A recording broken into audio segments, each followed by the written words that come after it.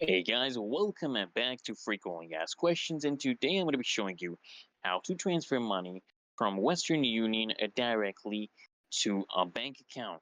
So let's actually get started, guys. First things first, what I want you to do, I want you to make sure you have the Western Union app or just access to their website. Okay, just log into your account or just create one if you're new to Western Union. And once you're logged in, guys, what I want you to do is click on Send Money and then enter the recipient's country. And under the delivery method, guys, I want you to click on a bank account. All right. Next, I want you to fill in the recipient's bank details. This includes things like, their bank name, their account number, their routing code. Okay. And make sure this information is accurate to avoid any delays. Then, guys, I want you to do this.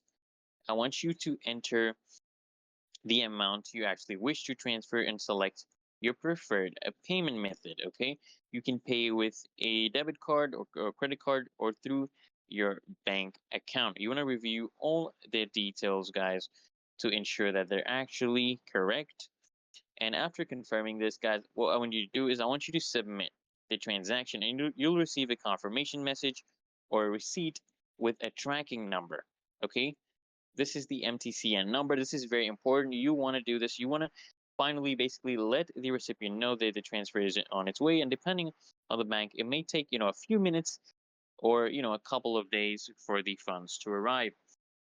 You just want to share the tracking number, which is the MTCN number, with the receiver so they can track the progress. And basically, that's it, guys. That is how you transfer money from Western Union to a bank account.